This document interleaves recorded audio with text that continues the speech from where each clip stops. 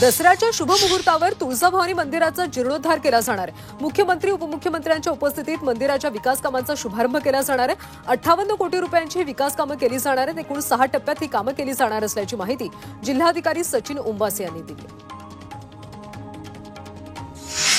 हरतालिकेच्या व्रतासाठी मावळमधल्या बाजारपेठा सज्ज झालेत। हरतालिकेची मूर्ती, फळं तसंच फुलांची खरेदी करण्यासाठी महिलांची गर्दी पाहायला मिळाली।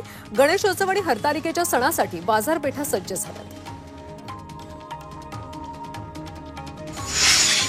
मावळमधल्या तळेगाव चाकण राष्ट्रीय महामार्गावर मालवाहू कंटेनरला भीषण आग लागली। आगीमध्ये कंटेनर 80% जळून खाक झाला, मात्र सुदैवाने कोणतीही जीवितहानी झाली नाही।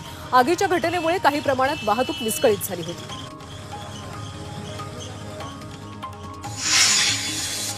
पुणे इंदोर महामार्गावर 2 कंटेनरची समोरासमोर धडक झाल्याने भीषण अपघात झाला।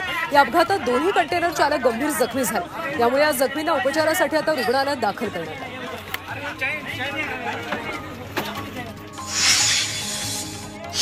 धुळ्यातल्या युनियन बँकेमध्ये वृद्धाच्या पिशवीतून 5 लाख रुपये लंपास केल्याची घटना घडली। बँकेतल्या सीसीटीव्हीमध्ये ही सर्व घटना कैद झाली। या प्रकरणी चोरांचा शोध घेणं सुरू आहे। मावळमध्ये मौज मजेसाठी दुचाकी चोरणाऱ्या दोघांना पोलिसांनी अटक केली। त्यांच्याकडून चोरीच्या 21 दुचाकी जप्त करण्यात आल्या। ही कामगिरी देहू रोड पोलिसांनी केली।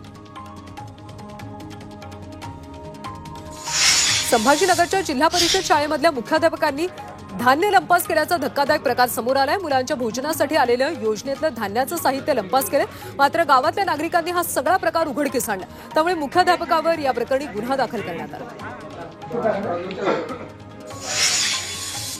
पालघरच्या वाडा तालुक्यातल्या नेहरोली इथं गेल्या आठवड्यात झालेल्या तिहेरी हत्याकांडाचा उलगडा करण्यात पालघर पोलिसांना यश आलंय।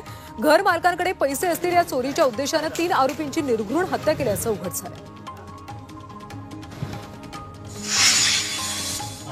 पालघरमध्ये 2 दिवसांपूर्वी एका नाल्याच्या पाण्यात दगडाला बांधलेले मायलेकींचे मृतदेह आढळून आल्यानं एकच खळबळ उडाली होती।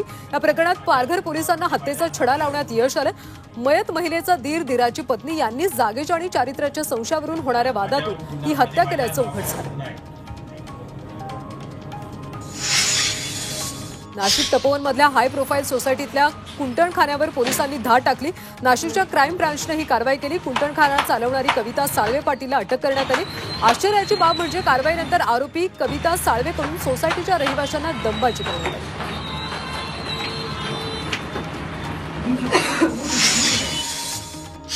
नाशिकमध्ये बार रेस्टॉरंटची तोडफोड करण्यात आली। दहशत माजवण्यासाठी तोडफोडीचा हा प्रकार करण्यात आला। यावेळी ग्राहक आणि वेटरला देखील मारहाण झाली। पोलीस या प्रकरणी पुढचा तपास करतात। चंद्रपूर जिल्ह्यामध्ये धावत्या बसचं दार उघडल्यानं 2 विद्यार्थी बस बाहेर पडून जखमी झालेत। बसमध्ये प्रवाशांची खूप गर्दी होती। अगदी दाराजवळ देखील विद्यार्थी उभे होते। अचानक कुणाचा हात लागून दरवाजा उघडल्यामुळे दरवाजाजवळ उभे असलेले 2 विद्यार्थी रस्त्यावर कोसळले। नागपूर जिल्ह्यातल्या भिवापूर तालुक्यामध्ये ट्रॅव्हल बस आणि ट्रकचा भीषण अपघात झाला। प्रवासी भरून भरधाव जाणाऱ्या ट्रॅव्हल्स बसनं ट्रकला जोरदार धडक दिली। या अपघातात 4 ठार तर 15 पेक्षा अधिक जखमी झालेत। जखमींना उपचारासाठी भिवापूर इथल्या ग्रामीण रुग्णालयात दाखल करण्यात आलं।